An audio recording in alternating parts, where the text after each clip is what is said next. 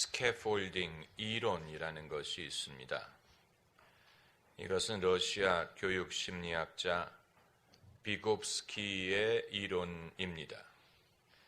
스캐폴딩이란 건물을 지을 때 인부들이 왔다 갔다 할 수 있도록 건물 외부에 설치한 구조물을 말하는 것입니다.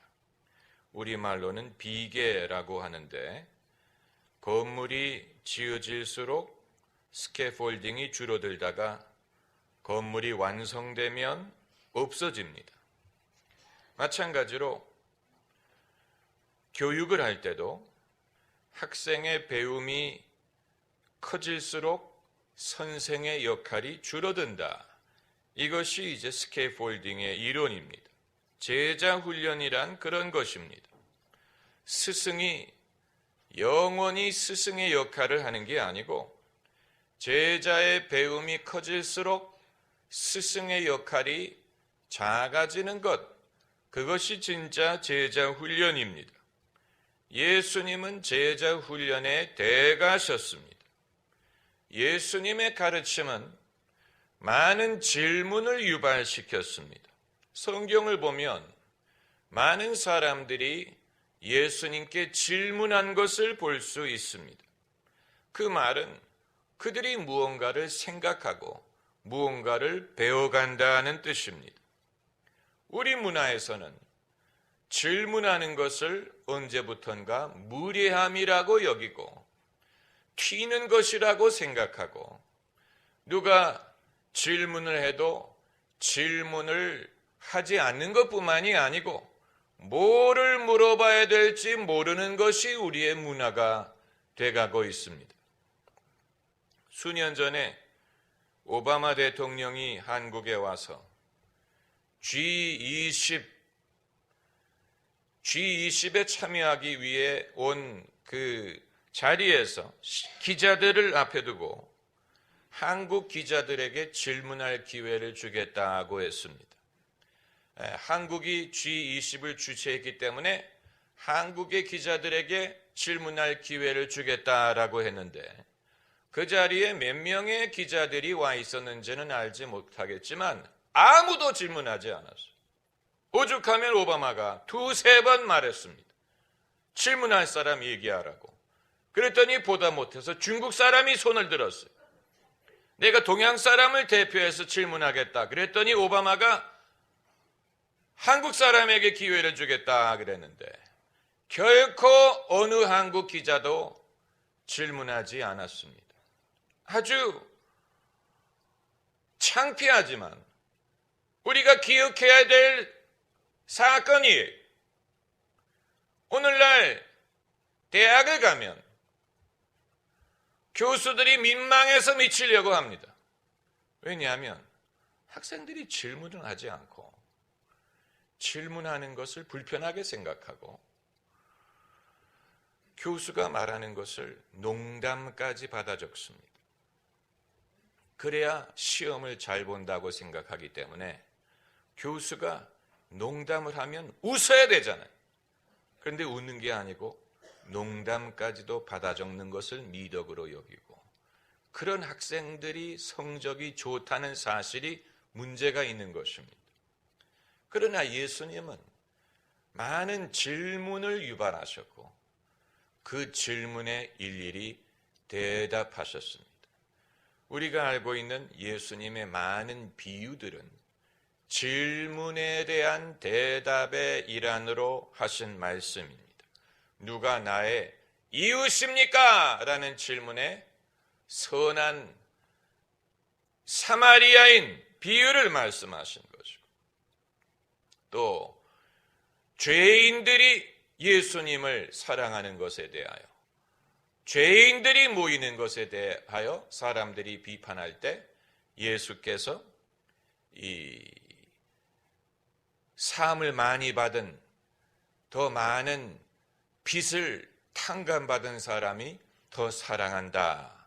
빚 탕감에 대한 비유를 말씀하셨고 또 이 니고데모가 사람이 늙으면 어떻게 다시 거듭날 수 있겠습니까? 라는 질문에 예수님이 육으로 난 것은 육이요 영으로 난 것은 영이니 내가 성령으로 거듭나야겠다는 말을 이상하게 여기지 말라. 거듭남에 대한 위대한 말씀을 하셨고, 당신은 유대인이고 나는 사마리아인인데 어찌 나에게 물을 달라 하나이까? 라는 사마리아 여인의 질문에 예수님이 이 물을 먹는 자마다 다시 목마르려니와 내가 주는 물을 먹는 자는 영원히 목마르지 아니하리라. 위대한 대답을 하셨어요. 질문을 한다는 말은 배운다는 얘기예요. 그렇다고 당돌한 질문을 하라는 것은 아닙니다. 또 도전하는 질문을 하라는 것도 아닙니다. 이 트럼프 행정부의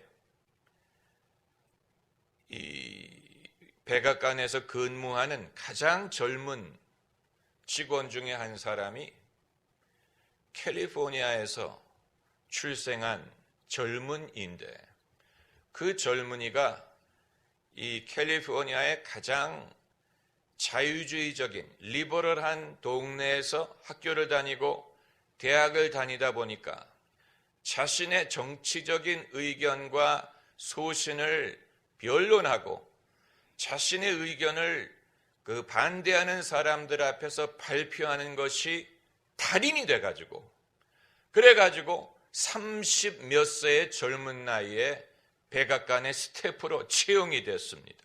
그러니까 이 대부분의 사람들이 자기와 생각이 다른 그런 문화권에서 자기의 소신을 굽히지 않고 나는 왜 이것을 믿고 이것을 옳다고 여기느냐를 발표하는 것이 처음에는 생존하기 위한 필요였는데 나중에는 그것이 그의 스킬이 되었다라는 사실. 여러분, 제가 신앙을 전투적으로, 때로는 이 불신에 대하여 또 기독교에 대한 이 비판에 대하여 제가 거의 전투적인 자세로 복음을 변론하는 이유가 무엇인지 아십니까?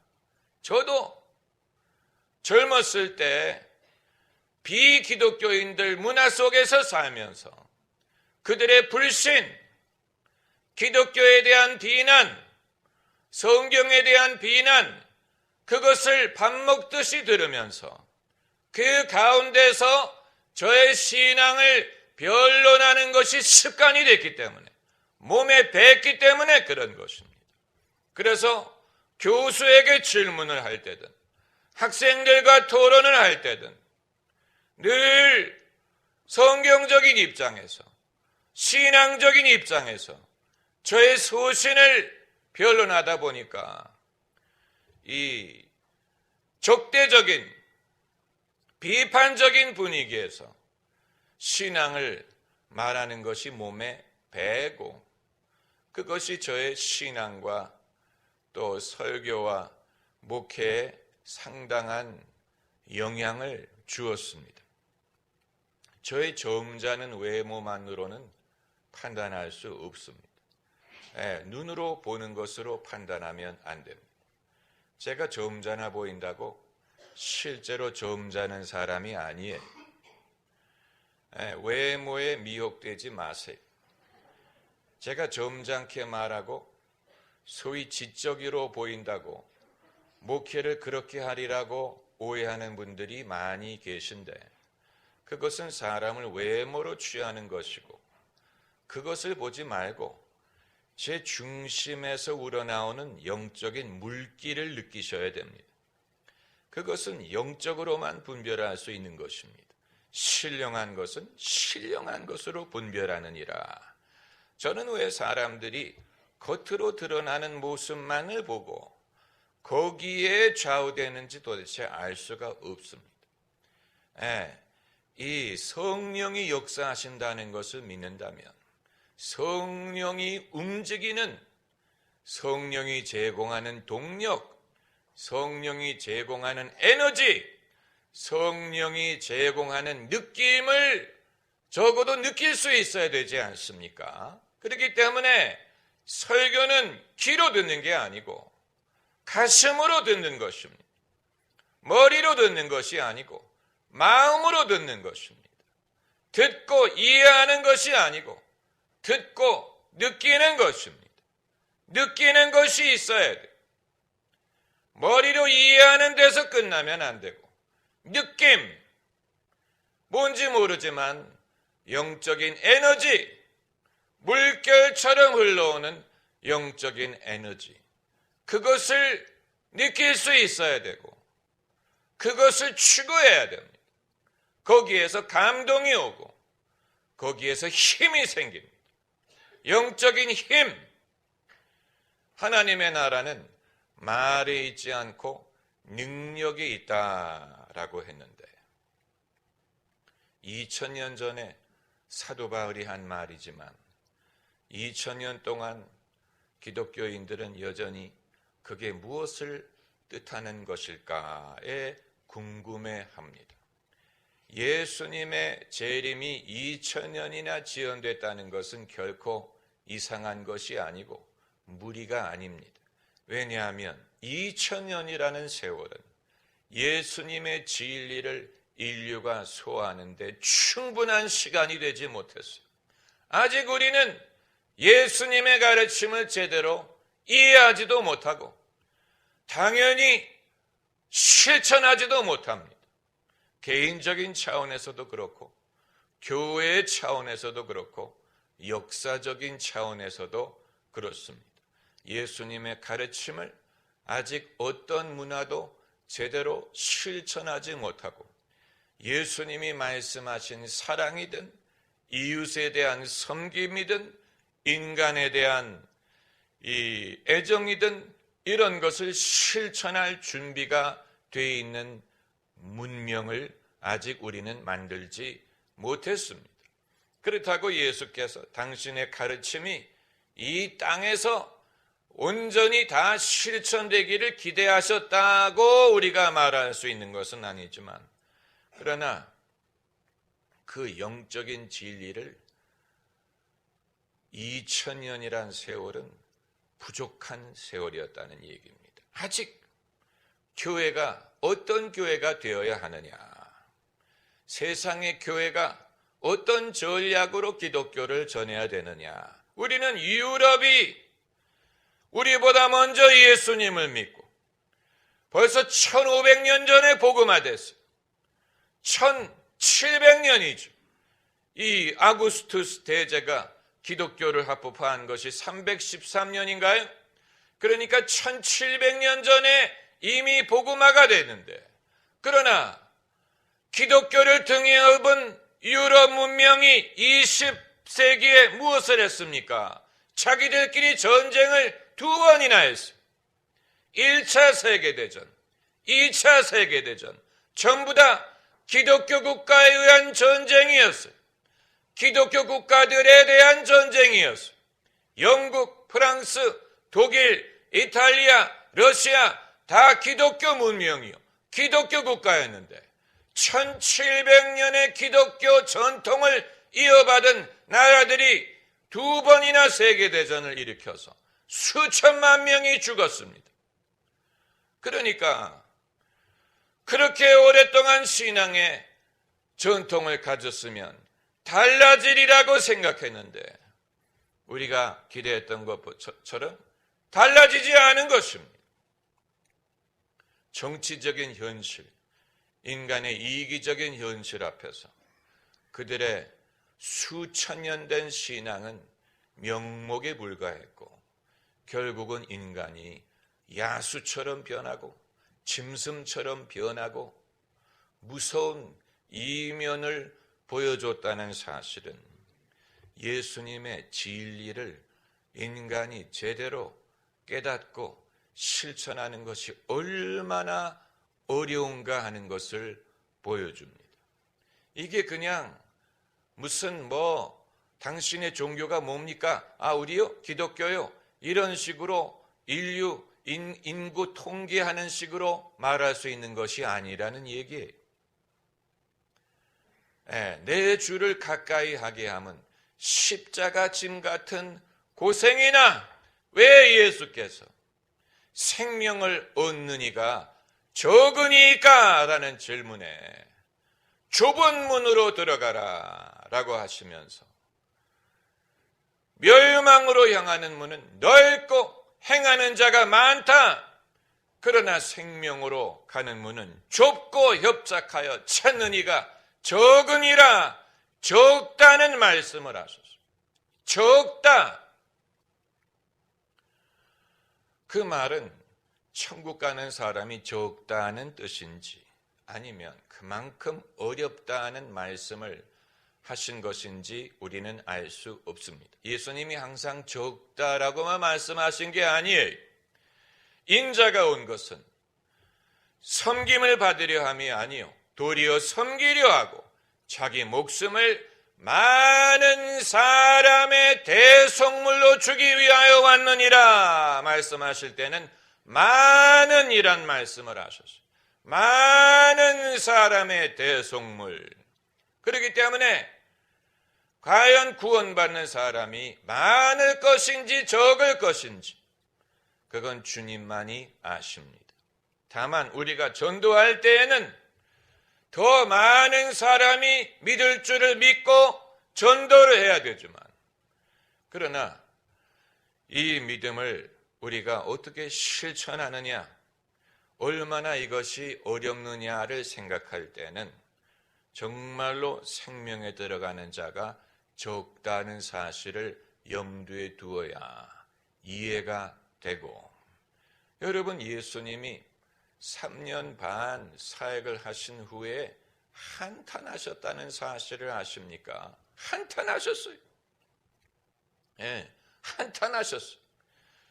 예, 내가 너희 가운데 행한 이적을 소돔에 행하였더라면 그들은 벌써 회개하였으리라 하면서 당신이 이적을 많이 행하셨던 고을들, 도시들이 회개하지 않은 것을 안타까워하셨는데, 그럼에도 불구하고 그렇다고 예수님이 낙심을 하셨다든가 포기하셨다든가 소망을 버리셨다든가 이것은 소용이 없다라든가 나는 헛수고를 했다 이렇게 하지 않으시고 끝까지 그들을 사랑하셨습니다. 할렐루야. 여러분, 여기에서 우리가 주님의 마음을 발견하지 못한다면 어디에서 주님의 마음을 발견할 수 있을지 도대체 알 수가 없는 것입니다. 인간을 향한 주님의 마음, 양을 향한 목자장의 마음을 이해해야 돼. 당연하게 여기서는 안 돼. 자식이 부모의 사랑을 당연히 여긴다면 불효자식이 되는 것처럼, 시민이 국가의 역할을 당연하게 여긴다면 무책임한 신앙이 되는 것처럼, 그리스도인이 우리를 향한 주님의 마음을 당연하게 여긴다면 그 사람은 무책임한 성도가 될 것이고, 주님의 그 사랑을 결코 이해하지 못할 것입니다. 주님의 사랑은, 여러분 사랑의 첫 번째 조건이 뭡니까? 사랑은 뭐 알아야지 뭘. 사랑장에 사랑에 대한 첫 번째 서술이 뭐예요? 사랑은 오래 참고. 그런 대답을 해야지. 척하면 탁하고 좀 짜고 한 듯이 좀 하면 안 됩니까? 왜 다른 교회는 짜고 하는데 우리는 탁 물어보면 탁하고 대답을 하면 얼마나 좋겠습니까? 엄마 주름살 퍼진다는 것처럼 목사의 주름살이 퍼집니다. 목사의 주름살이 좀 펴져야 되지 않겠습니까? 할렐루야. 사랑의 첫 번째 조건, 사랑의 첫 번째 성격은 오래 참는. 사람들이 그래서 죽으려고 그래. 우리가 생각하는 사랑은 전 대부분이 다 가짜예요. 가수들이 노래하는 사랑 대부분 다 가짜예요. 사랑이란 사자도 모르는 사람들이. 사랑이 첫 번째 요건이 오래 참는 거라는 것을 사람들이 알면 나 그런 사랑 못해. 그런 사랑 사랑이 이렇게 쉬운 게 아니에요. 그렇게 흔한 게 아니라는 얘기예요. 사랑의 첫 번째 요건이 오래 참는 것은. 누가 오래 참으려고 합니까? 이 시대에 누가 오래 참습니까? 오래 참을 수밖에 없는 사람만이 오래 참. 그 이외 사람들은 다 떠나갑니다. 다 포기하죠. 손을 듭니다. 그 말은 거기에 사랑이 없다는 얘기. 오래 참는 것을 통하여 사랑을 증명해야 됩니다. 그렇기 때문에 부부가 평소에 하니 슈가, 스윗하트, 이러면서 I love you, 이렇게 하지 않더라도 50년, 60년 평생을 한결같이 참으면서 살았다는 그 사실이 사랑을 증명하는 것이지. 그게 아니고 하니 당신 없으면 난 죽어 이렇게 하면서 금방 바꾸고 헤어지고 그게 사랑이 아니라는 얘기.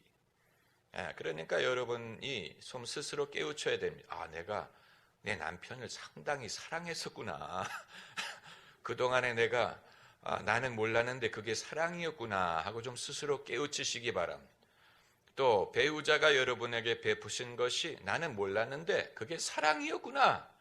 내 배우자가 나를 참아주고 인내해준 것이 사랑이었구나. 나는 사랑하면 좀 더 살갑고 좀 재미있고 이런 것이어야 될 줄로 요구했는데 내 배우자가 떠나지 않고 오랜 세월을 참아준 그게 진짜 사랑이었구나를 깨닫게 되시기 바랍니다. 할렐루야.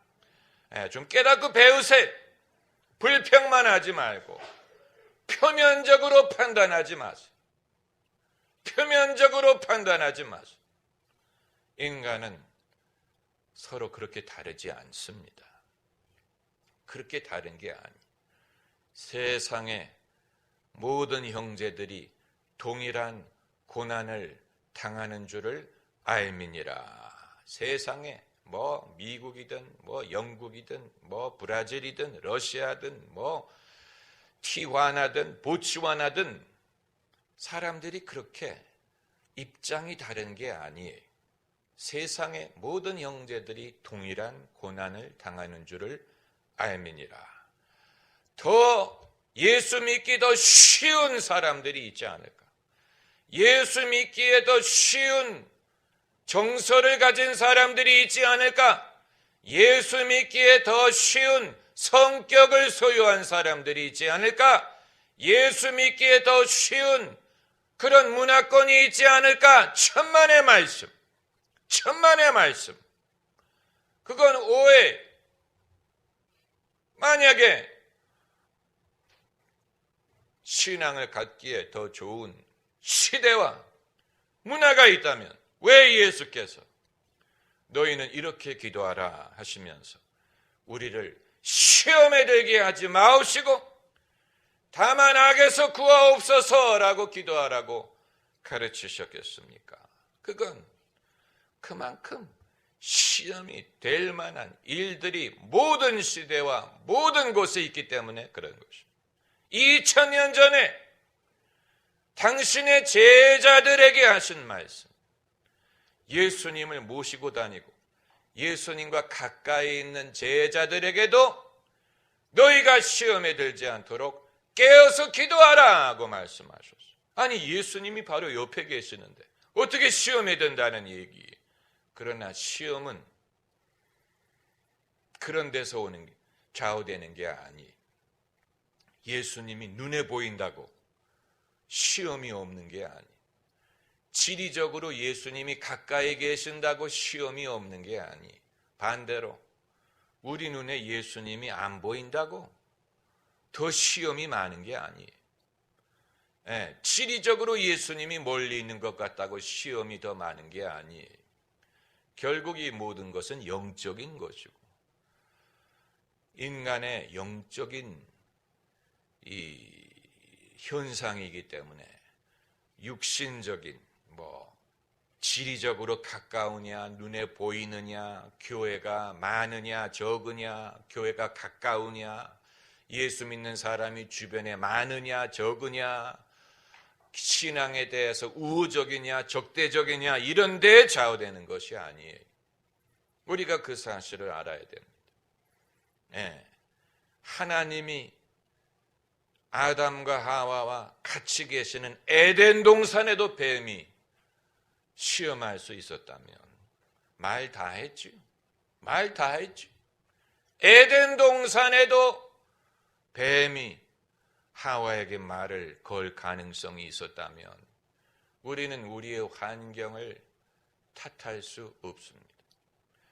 오늘 이 본문에서 하나님이 아담아 어디 있느냐 그 질문 다음에 그건 부르는 것이고 아담에게 하신 첫 번째 말씀이 뭔지 아십니까? 누가 너의 벗었음을 너에게 고하였느냐. 누가?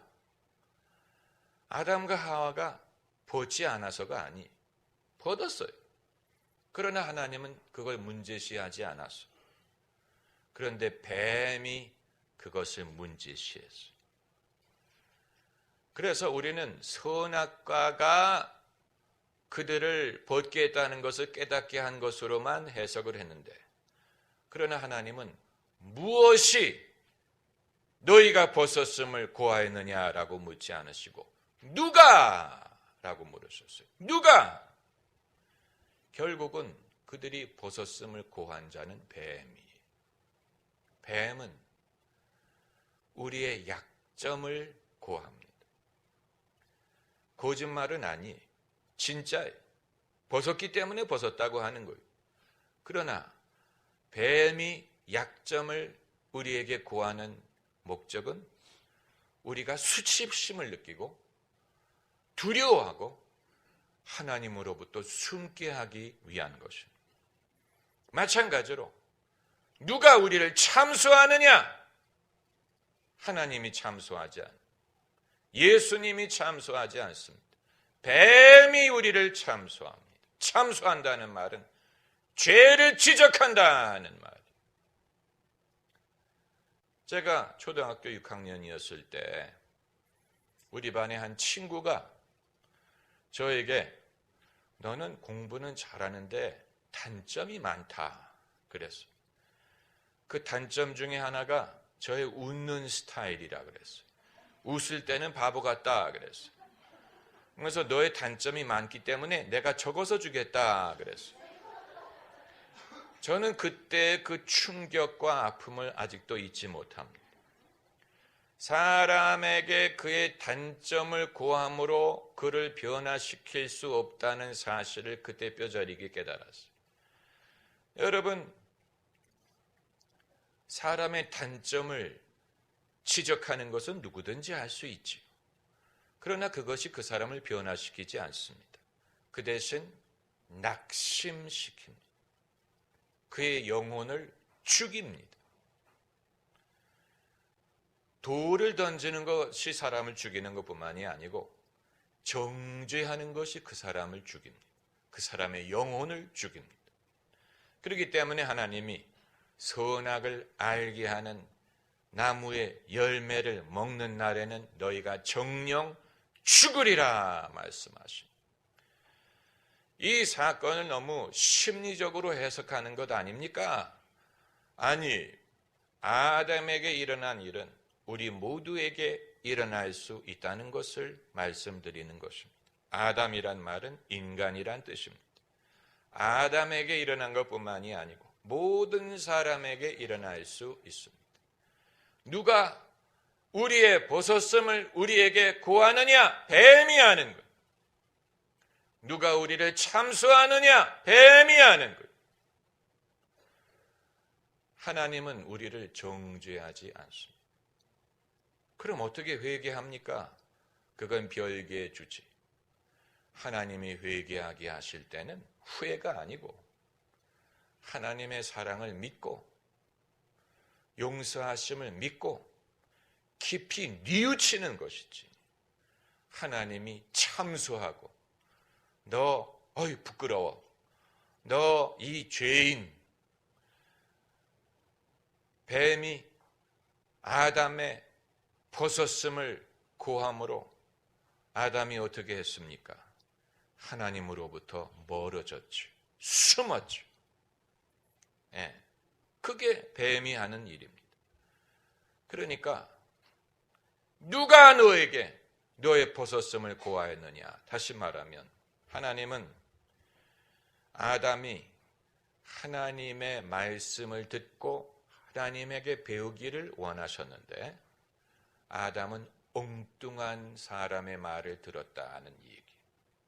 예, 엉뚱한 사람을 아버지로 여긴 거예요. 뱀을 스승으로 여긴 거예요. 뱀의 말을 들은 거예요. 여기에 하나님이 언짢아하신 것이고 진노하신 것입니다. 만일 저의 아이가 엉뚱한 사람 보고 아버지라고 하면 제가 눈이 돌아갈 겁니다. 당연하죠. 여러분도 그렇죠. 여러분의 자녀가 엉뚱한 사람 보고 엄마 하면 눈 돌아가지 않겠습니까? 하나님도 마찬가지. 엉뚱한 자를 아버지라고 부르면 하나님이 언짢아하신. 마태복음 말씀에 땅에 있는 어느 누구도 아비라 하지 말라. 너희 아버지는 하늘에 계신 참 하나님이니라고 했습니다. 그 말은 하나님 이후에 어느 누구도 하나님이라고 하지 말라는 뜻입니다. 하나님의 말씀만을 듣고 하나님으로부터 배우라는 뜻입니다. 할렐루야. 기도하십시다.